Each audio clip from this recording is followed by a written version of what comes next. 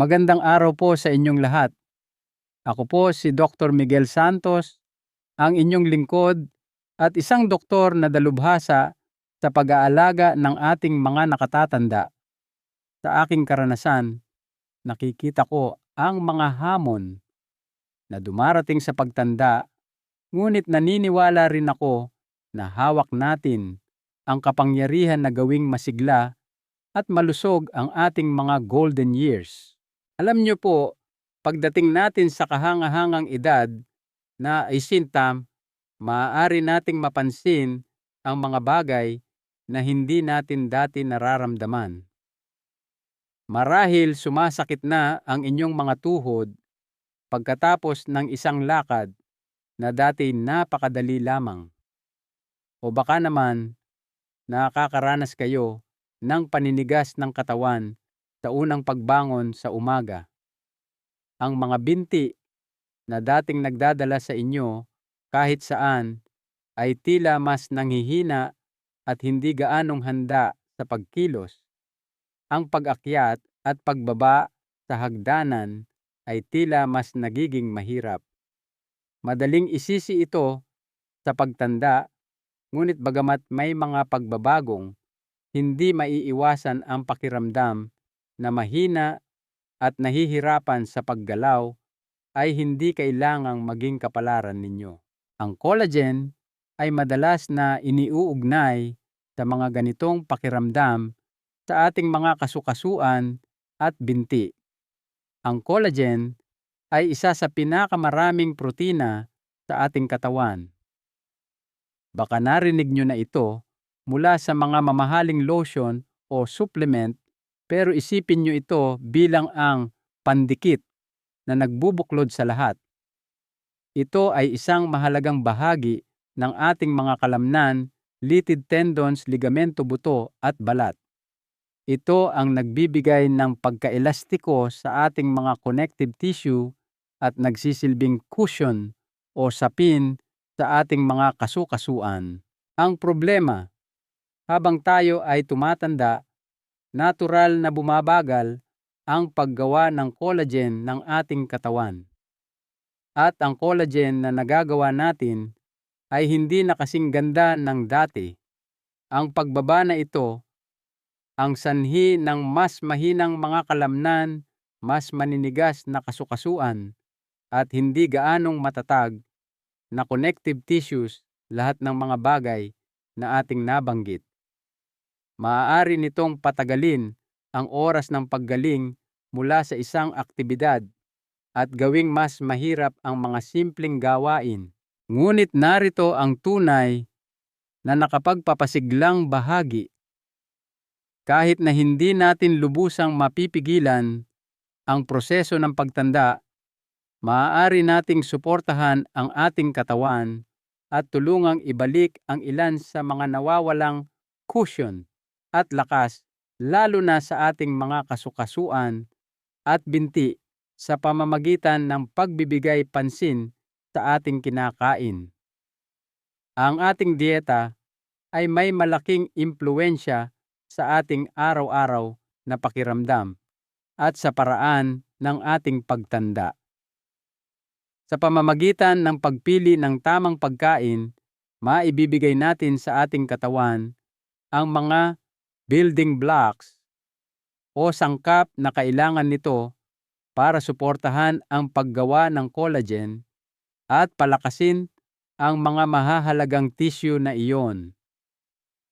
Hindi ito tungkol sa mga milagrosong gamot o komplikadong proseso. Ito ay tungkol sa mga simple at masasarap na pagkain na maaari ninyong isama sa inyong pang-araw-araw na gawain. Sa seryeng ito, tatalakayin natin ang 10 nangungunang pagkain na mataas sa collagen o napakahusay sa pagtulong sa inyong katawan na gumawa ng sarili nitong collagen. Ang mga pagkaing ito ay maaaring makabuluhang mapabuti ang kalusugan ng kasukasuan at tulungan kayong maibalik ang lakas ng binti, lalo na pagkatapos ng edad na 60. Ang mga sangkap na ito ay hindi bago o kakaiba. Malamang marami na kayo nito sa inyong kusina o sa inyong lokal na pamilihan. Tatalakayin natin ang kanilang mga benepisyo at mga madaling paraan upang isama ang mga ito sa inyong mga pagkain. 1. Bone broth sabaw ng buto. Magsimula tayo sa una, ang bone broth o sabaw ng buto na isang tunay na powerhouse pagdating sa pagkuha ng totoong collagen sa inyong dieta. Ang bone broth ay hindi lamang ordinaryong sabaw. Ito ay inihahanda sa pamamagitan ng pagpapakulo ng mga buto ng hayop tulad ng manok, baka o isda sa loob ng mahabang panahon, karaniwan ay 12 hanggang 24 na oras o higit pa. Sa mahabang at mabagal na proseso ng pagpapakulo na ito, na ilalabas ang napakaraming collagen mula sa mga buto kasama ang iba pang masusustansyang elemento tulad ng chondroitin, glucosamine at gelatin. Lahat ng ito ay lubos na sumusuporta sa kalusugan ng connective tissues at kasukasuan.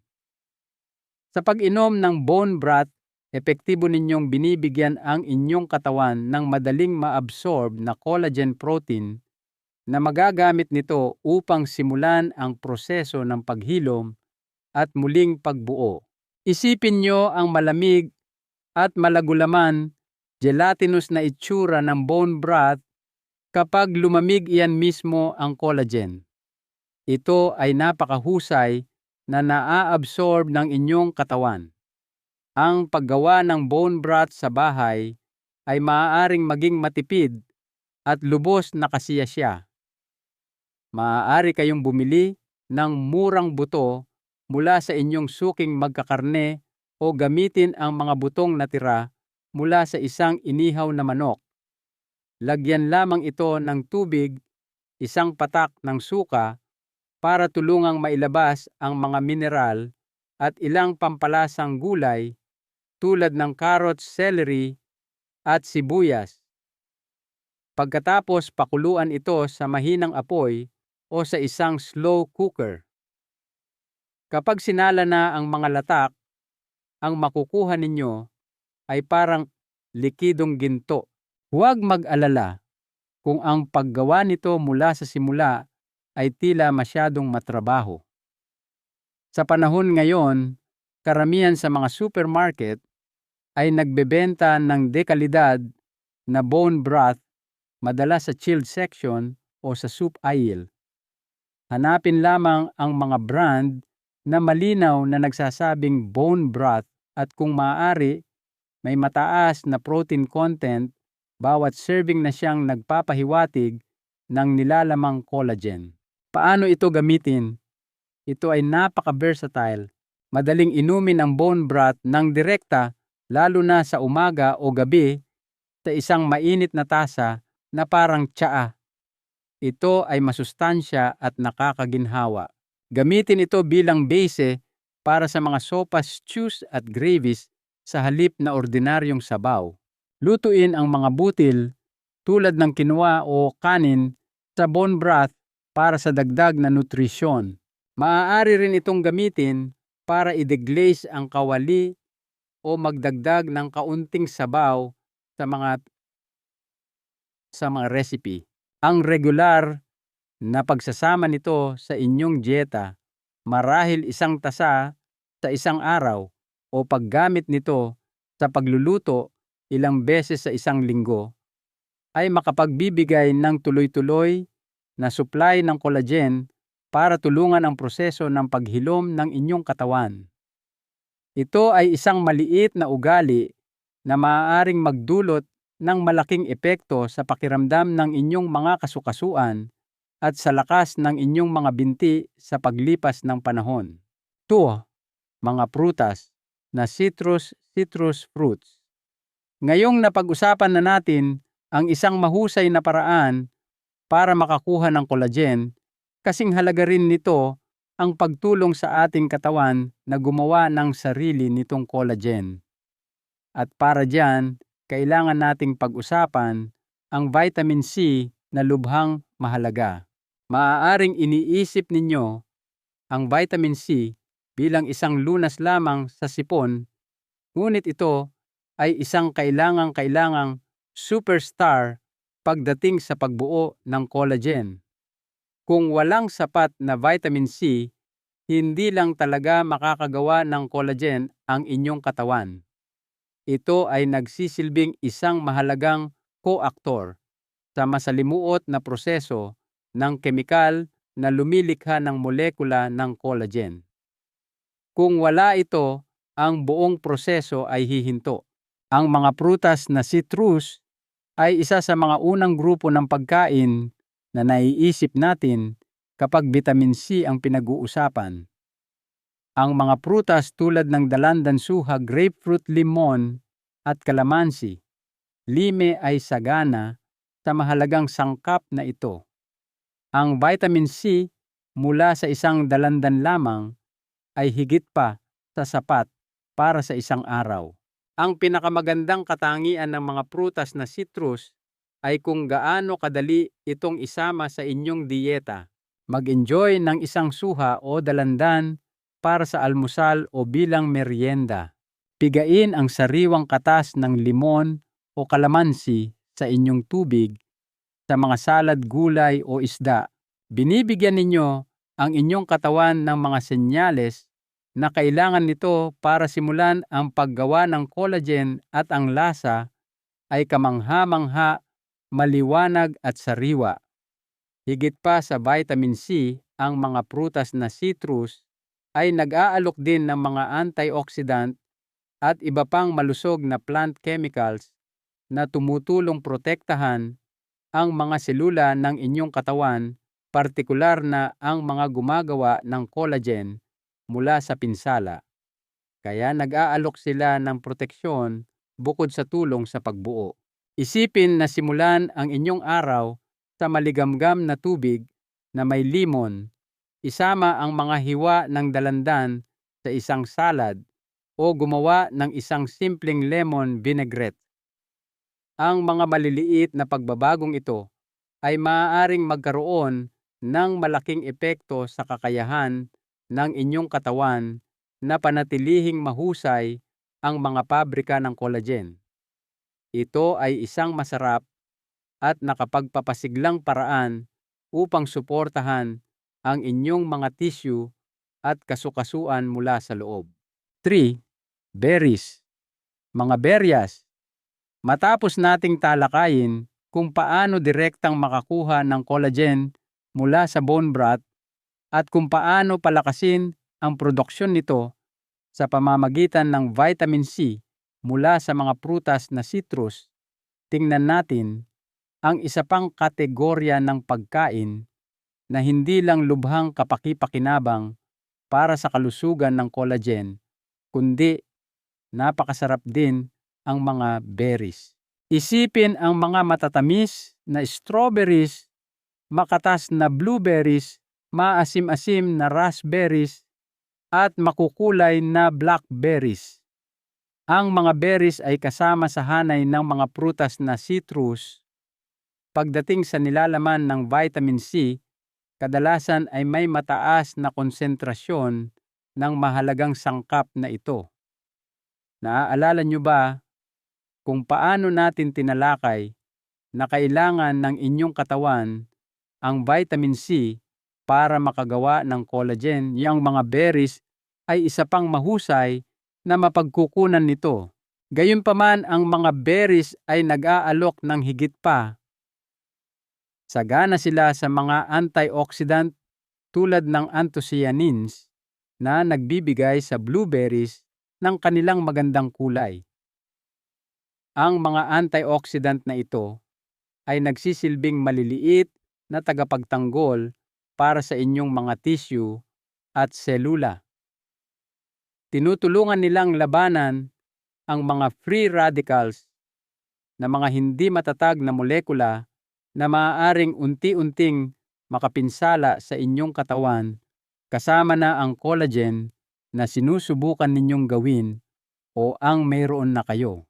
Sa pagkain ng berries, hindi lamang ninyo binibigyan ang inyong katawan ng mga sangkap para sa bagong collagen, kundi pinipigilan din ninyo ang pagkasira ng inyong kasalukuyang collagen. Ito ay isang win-win na sitwasyon. Napakadali at nakakatuwang isama ang mga berries sa inyong dieta. Magdagdag ng isang dakok ng blueberries sa inyong oatmeal o yogurt sa umaga. Gumawa ng smoothie sa pamamagitan ng pag-blend ng raspberries or strawberries. Kumain ng isang mangkok ng pinaghalong berries bilang isang nakakapreskong merienda. Maaari silang gamitin sa mga masusustansyang dessert o idagdag sa mga salad upang magbigay ng kulay at tamis. Sariwa man o frozen, pinapanatili ng mga berries ang kanilang nutritional value. Kung mag-iingat kayo ng isang supot ng mixed frozen berries sa inyong freezer, palagi kayong magkakaroon ng mga maliliit na powerhouse na ito handang idagdag sa halos anumang bagay. Ang regular na pagsasama ng mga berries sa inyong dieta ay isang madali at masarap na paraan upang tulungan ang inyong mga binti at kasukasuan na manatiling malakas at matatag.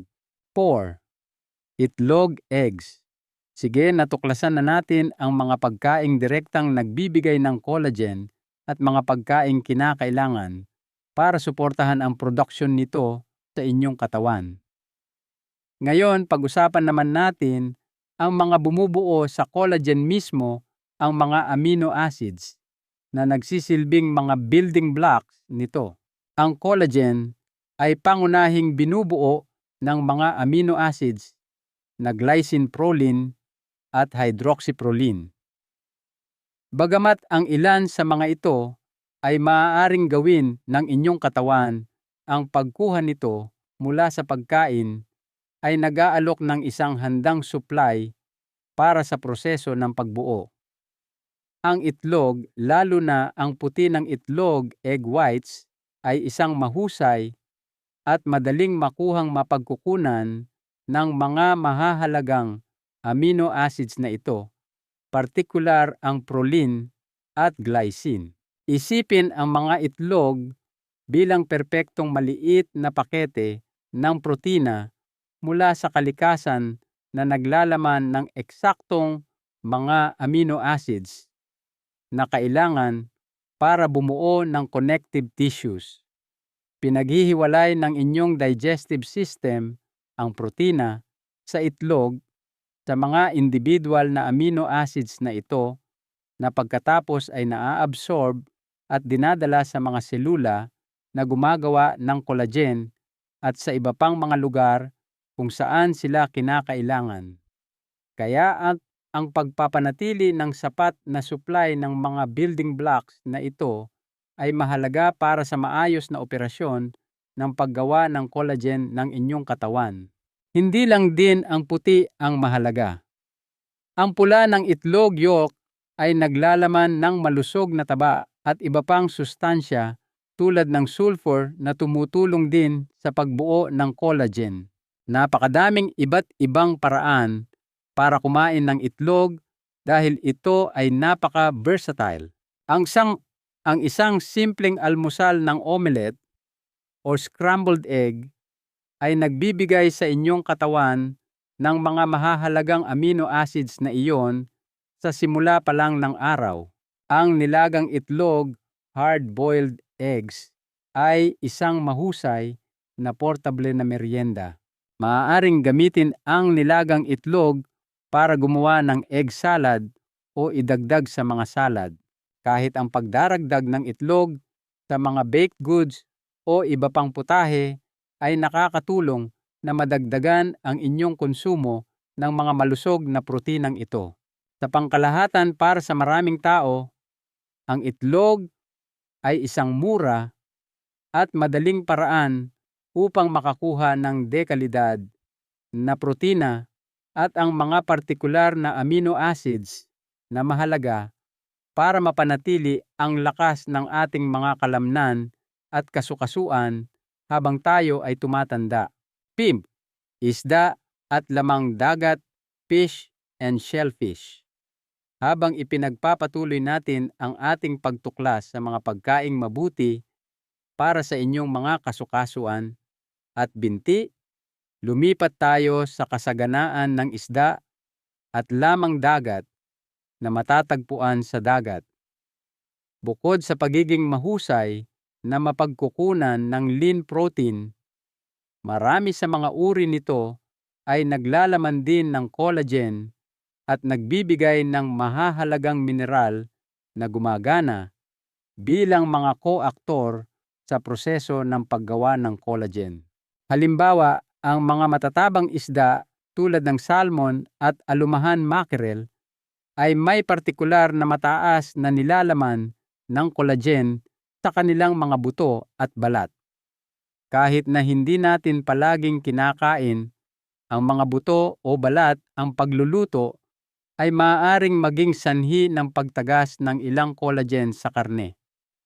Tulad ng bone broth mula sa mga hayop sa lupa, ang fish stock o sabaw na gawa sa mga tinik ng isda ay isa pang mapagkukunan ng direktang collagen.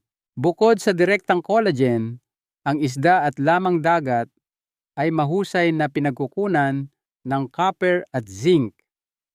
Bagamat maaaring hindi ito ang unang mga sustansya na pumapasok sa isip, ang mga ito ay nakakagulat na mahalaga para sa kalusugan ng collagen. Ang zinc ay mahalaga sa mga enzyme na gumagawa ng collagen at tumutulong din sa paghilom ng nasirang collagen. Ang copper naman ay bahagi ng pagbuo ng matitibay na collagen fibers. Kung hindi kayo nakakakuha ng sapat na zinc at copper, nahahadlangan ang kakayahan ng inyong katawan na gumawa at mapanatili ang collagen. Ang mga mahahalagang mineral na ito ay matatagpuan sa mga lamang dagat tulad ng talaba, oysters, hipon, shrimp at alimango crab, pati na rin sa mga isda tulad ng salmon, tuna at sardinas. Ang pagsasama ng isda o lamang dagat sa inyong dieta ilang beses sa isang linggo ay maaaring lubos na mapahusay ang inyong collagen support system.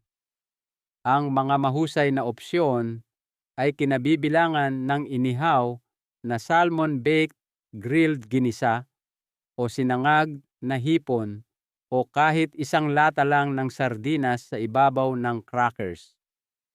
Ang mga matatabang isda tulad ng salmon, alumahan, at sardinas ay mayaman din sa omega-3 fatty acids na mahusay na mga ahente laban sa pamamaga anti-inflammatory na maaaring makatulong sa ginhawa at paggalaw ng kasukasuan. Kaya ang pagkain ng isda ay hindi lamang tungkol sa pagpapalakas ng collagen. Ito rin ay naglalayong bawasan ang pamamaga na maaaring magpalala ng paninigas at sakit ng kasukasuan. Ito ay isang mabisang kombinasyon na nagpapanatili sa inyong mga binti na malakas at may kakayahan habang sinusuportahan din ang pangkalahatang kalusugan ng kasukasuan. Dates, dahong gulay, leafy greens. Ngayon, ilipat natin ang focus mula sa isang direktang mapagkukunan ng collagen patungo sa isang grupo ng mga sustansya na napakahalaga sa pagtulong sa inyong katawan na parehong gumawa ng bagong collagen at gamitin ang collagen na mayroon na ito. Ang mga dahong gulay o leafy greens, mga powerhouse tulad ng spinach, kale, pechay, kangkong, at maging ang simpleng litsugas ay nasa ating listahan. Ang mga ito ay mga kayamanan ng nutrisyon, puno ng mga bitamina, mineral at antioxidant na mahalagang mga koaktor sa komplikadong proseso ng pag-synthesize at pagpapanatili ng collagen. Bagamat maaaring hindi sila naglalaman ng collagen mismo, tandaan na ang pagbuo ng collagen ay nakasalalay sa vitamin C, Maraming dahong gulay, lalo na ang spinach at kale, ay mataas sa vitamin C. Ngunit nag-aambag din sila ng iba pang mahahalagang sustansya. Halimbawa, ang vitamin K na sagana sa mga berdeng gulay ay nag-aambag sa kalusugan ng buto na malapit na nauugnay sa kalusugan ng kasukasuan at katatagan ng binti.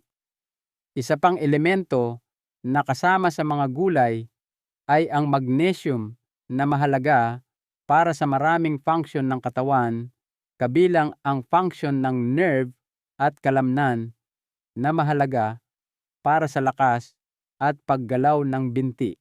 Ang mga dahong gulay ay isa ring mahusay na mapagkukunan ng mga kemikal na anti-inflammatory at antioxidant. Ang matagal na pamamaga ay maaaring makapinsala sa collagen at magpalala ng paninigas at discomfort sa mga kasukasuan. Ang araw-araw na pagkonsumo ng mga gulay ay tumutulong sa inyong katawan na labanan ang pamamaga-pangalagaan ang inyong kasalukuyang collagen at magbigay ng mas paborableng kapaligiran para sa pagbuo ng bagong tissue. Isipin ang mga dahong gulay bilang nagbibigay sa paggawa ng collagen ng inyong katawan ng mga kinakailangang kagamitan at isang malinis at ligtas na lugar ng trabaho. Maraming benepisyo ang pagdaragdag ng mas maraming dahong gulay sa inyong dieta at hindi ito kailangang maging boring.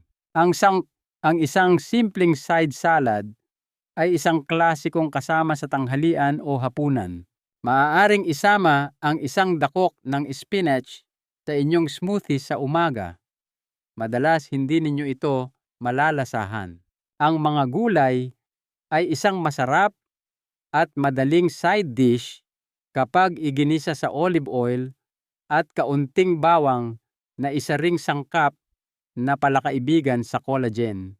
Ang pagdaragdag ng spinach pechay o kangkong sa mga sopa stews at kahit na scrambled eggs ay lubos na nagpapataas ng nutritional value.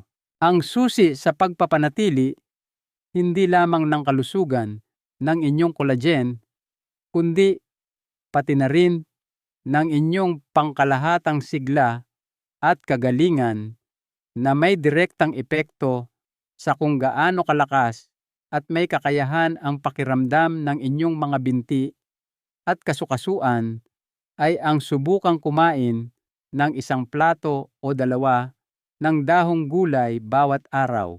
7. Bell peppers. Sa pagpapatuloy sa paksa ng mahahalagang bitamina para sa collagen, pag-usapan natin ang mga bell peppers, isa pang makulay at maraming gamit na pagkain. Pula, dilaw, orange o berde man, ang mga makukulay na pagkaing ito ay napakataas sa vitamin C. Sa katunayan, kumpara sa mga prutas na citrus, ang mga pulang bell pepper ay maaaring magkaroon ng mas mataas pang vitamin C content bawat serving. Kaya naman sila ay isang napakalakas na kaalyado sa laban ng inyong katawan para makagawa ng collagen. Tandaan na ang vitamin C ay mahalaga para sa pag-activate ng mga enzyme na nagbubuklod sa mga amino acids upang mabuo ang matatag na collagen fibers. Gaano man karaming amino acids ang kainin ninyo, hindi makakagawa ng maayos na collagen ang inyong katawan kung wala kayong sapat na vitamin C. Bukod sa vitamin C, ang mga bell pepper ay mayaman sa iba pang malusog na sangkap tulad ng mga carotenoids na mga antioxidant na nagbibigay sa kanila ng kanilang matingkad na kulay. Ang mga antioxidant na ito ay tumutulong na maiwasan ang pinsala sa inyong mga selula, lalo na ang mga gumagawa ng collagen. Karagdagan pa, Mayroon silang mga katangiang anti-inflammatory na tumutulong na mapanatili ang malusog na kapaligiran sa kasukasuan na ating tinalakay. Isipin ang mga bell pepper bilang isang dobling dosis ng tulong, nag-aalok ng proteksyon upang mapanatiling maayos ang lahat, at isang malaking halaga ng vitamin C, isang mahalagang tulong sa pagbuo. Napakadaling isama ang mga bell pepper sa inyong mga recipe at nagbibigay sila ng masarap na lutong at lasa. Hiwain sila ng hilaw para magdagdag ng kulay sa mga salad o bilang merienda kasama ng guacamole o hummus. Para sa fajitas o stir fries, igisa sila kasama ng sibuyas at iba pang gulay. Idagdag sila sa mga pasta dishes, sandwich o wraps. Pagkatapos i-roast sa oven para lumabas ang kanilang tamis. Hiwain sila at isama sa chili juice at sopas. Ang isang madaling paraan upang madagdagan ang inyong vitamin C sa simula ng araw ay ang pagdaragdag ng hiniwang bell pepper sa inyong scrambled eggs o omelette. Ang regular na pagsasama ng mga bell pepper sa inyong dieta ay isang masarap at epektibong paraan upang matiyak na nakakakuha ang inyong katawan ng sapat na mahalagang vitamin C na kailangan nito para mapanatili ang isang matatag na linya ng produksyon ng collagen na makakatulong sa inyong mga binti at kasukasuan na manatiling malakas. 8. Bawang garlic. Pag-usapan naman natin ang isang sangkap na malamang na ginagamit ninyo araw-araw, ngunit maaaring hindi ninyo naisip na may kaugnayan sa collagen ang bawang. Oo, ang simpleng bawang. Ang bawang ay isang mahusay na mapagkukunan ng sulfur kahit na hindi ito mismo naglalaman ng collagen. Bakit mahalaga ang sulfur? Ito ay isang mineral na kailangan ng inyong katawan para mapanatili ang malusog na connective tissue at para makabuo ng collagen fibers. Ang sulfur ay tumutulong sa pagbuo ng matibay na cross-links na nagbibigay sa collagen ng lakas at istruktura nito. Isipin ang sulfur bilang isa sa mga mahahalagang sangkap na kailangan ng pabrika ng collagen ng katawan upang maayos na mabuo at makumpleto ang mga produkto ng collagen. Bukod dito, ang bawang ay naglalaman ng mga sangkap na may mga katangiang anti-inflammatory na tulad ng ating naitatag na ay laging kapaki-pakinabang kapag sinusubukang maiwasan ang pinsala sa inyong mga kasukasuan at tissue. Dahil ang bawang ay pangunahing sangkap sa napakaraming iba't ibang lutuin, madaling isama ang mas marami nito sa inyong pagluluto. Magdagdag ng sariwang tinadtad na bawang sa mga sopa, stew, sarsa at ginisa.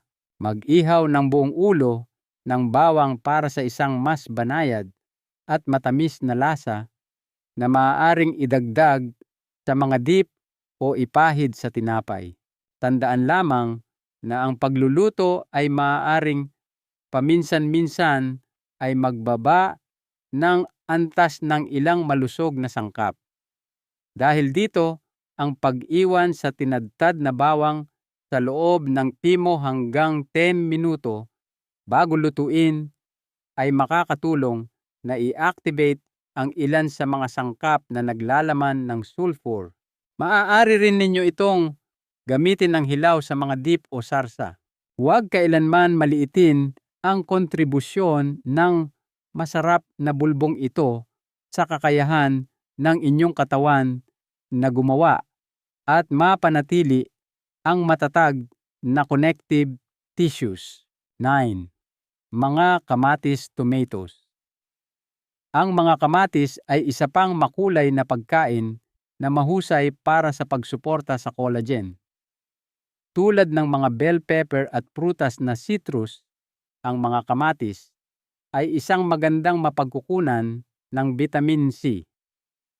Bukod pa rito, naglalaman sila ng lycopene, isang malakas na antioxidant na napatunayang nagpoprotekta sa balat mula sa mga sinag ng UV na maaaring makasira sa collagen at maaaring maging kapaki-pakinabang din para sa pangkalahatang kalusugan ng mga selula.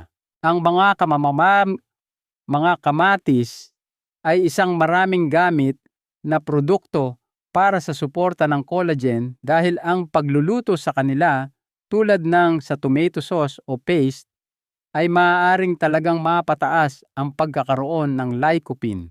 Isama ang sariwang kamatis sa mga salsa salad at sandwich. Gamitin ang tomato paste sauce o tinadtad na kamatis bilang base para sa iba't ibang mga recipe kabilang ang mga pasta sauces, chili stews at sopas. Ang regular na pagkonsumo ng kamatis ay nagpapataas ng inyong paggamit ng mga antioxidant at vitamin C na sumusuporta sa kalusugan ng collagen sa maraming paraan. 10. Mga nuwes at buto nuts and seeds. Sa huli, pag-usapan natin ang mga nuwes at buto.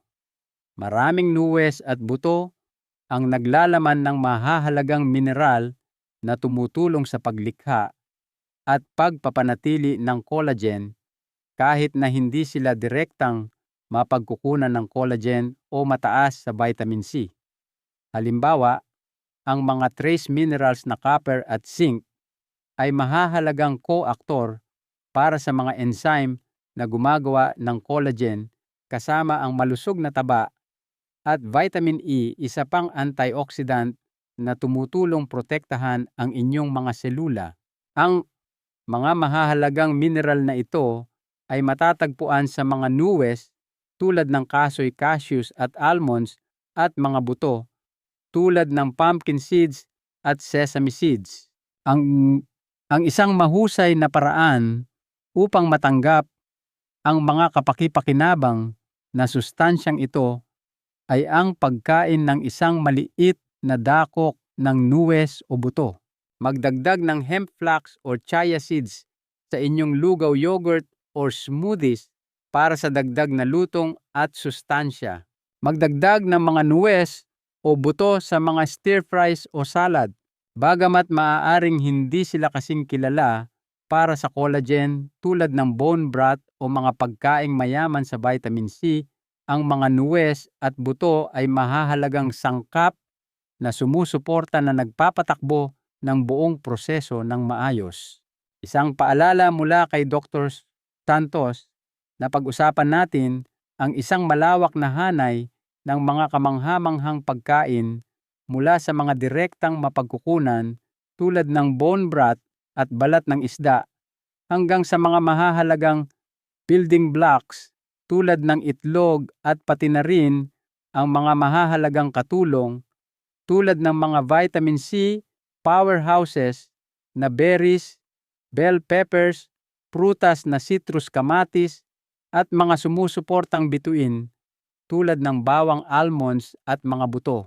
Ang pagsasama ng iba't ibang uri ng mga ito sa inyong pang-araw-araw na pagkain ay isang masarap at madaling paraan upang bigyan ang inyong katawan ng mga sustansyang kailangan nito upang pasiglahin ang produksyon ng collagen at mapanatili ang malakas at matatag na mga binti at kasukasuan habang kayo ay tumatanda.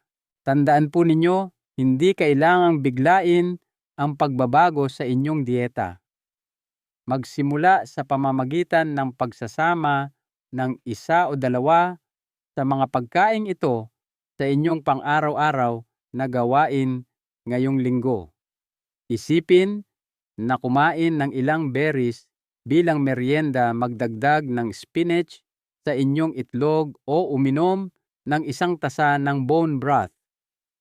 Ang maliliit at regular na pagbabago ang kadalasang pinakamatatag at nagdudulot ng pinakamalaking benepisyo sa inyong pakiramdam sa katagalan.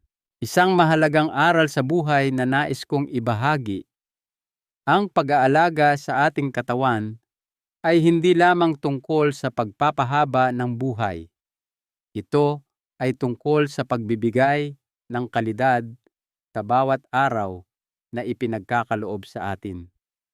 Ito ay isang paraan ng pagpapakita ng paggalang sa ating sarili at isang paraan upang manatiling isang biyaya sa ating mga mahal sa buhay. Sa pagbibigay sa inyong katawan ng tamang pagkain, pinapayagan ninyo itong gumana sa abot ng makakaya nito na nagpapanatili sa inyong mobile aktibo at may kakayahang i-enjoy ang buhay ng lubusan. Sana po ay naging kapaki-pakinabang at nakapagbigay inspirasyon ang paglalakbay na ito sa mga pagkaing nagpapalakas ng collagen. Sabihin niyo sa amin kung alin sa mga pagkaing ito ang sabik ninyong subukan o kung alin ang paborito na ninyo. Mag-iwan po ng komento sa ibaba kasama ang inyong mga ideya at karanasan. Ang inyong mga pananaw ay maaaring makatulong sa iba pa sa ating komunidad. Kung nahanap ninyo itong kapaki-pakinabang, mangyaring bigyan ang video na ito ng thumbs up. Malaki ang naitutulong nito sa aming channel. Tandaan na pindutin ang notification bell at mag-subscribe upang hindi ninyo makaligtaan ang aming mga susunod na video na puno ng mga payo at impormasyon kung paano mamuhay ng pinakamahusay pagkatapos ng edad na 60. Mabuhay po kayo at naway patuloy nating alagaan ang ating katawan, palakasin ang ating mga kasukasuan at binti at namnamin ang bawat aktibong sandali na darating.